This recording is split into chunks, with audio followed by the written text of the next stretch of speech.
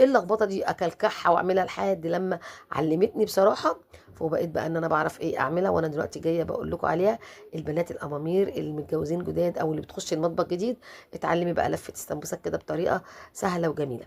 وصلتوا معايا للفيديو هنا، صلوا على النبي وتقولي بتتابعيني منين، وقولوا ايه رايكم بقى في ايه سمبوسك مس امل كده اللي على قد حالها يعني. طبعا انتوا عارفين ان انا ايه، يعني ولادي متجوزين وكده، فما بصدق ان هم بنلم العيله كلها ونعمل كل الاكلات اللي نفسهم فيها. كل واحد نفسه في حاجه انا بعملها له، وبنتفق على الاكله كلها الكل يحبها نعملها. زي ما انتوا شايفين كده انا هحط في علبه، وانت بقى براحتك بقى تحطي في ورق فل، تحطي في حاجه. انا صراحه ربنا كنت احطهم في طبق واحد واعملهم بستريتش واحطهم في التلاجة، بس في الفريزر اللي ما لقيتش عندي مكان، فقسمتهم في 3 علب زي ما انتم شفتوا. بصوا الطبق بقى ما شاء الله اهو، انا لفيت الكميه كلها وفاض مني جبن كتير وبقيت حشوه بيتزا كتير. شايفين ما خدش نص الكيس.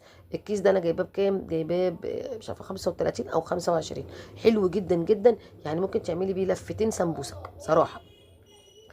طبعا برضو اللي هي بتاعه البيتزا دي، خلطه البيتزا دي، انا بجيب بالطبق ربع كيلو نص كيلو من عندي فتح الله، بيعيش معايا كتير، وبعمل منه حشوات وبعمل منه بيتزا وبعمل منه كل حاجه. شايفين اهو اتلزقت بقى كده، تبداي بقى فرزيها زي ما انت عايزه. عايزه تعمليها، هي ما بتاخدش وقت على فكره ان انت تفرزي وتعملي الحاجات دي كلها. اصل السمبوسه مش محتاجه ان انت تفرزيها، فممكن ان انت تعمليها في يومها عادي خالص. انا بس عاملاها قبلها بيوم علشان الرؤيه، وكمان انا هعمل بقى بسم الله ما شاء الله محشي، فياخد مني وقت وان شاء الله بامر الله كده برضو هنعمل بط وهنعمل حاجات حلوه وجلاش، فهياخد مني وقت كتير. فقلت ايه يعني اخلص من السمبوسه كده.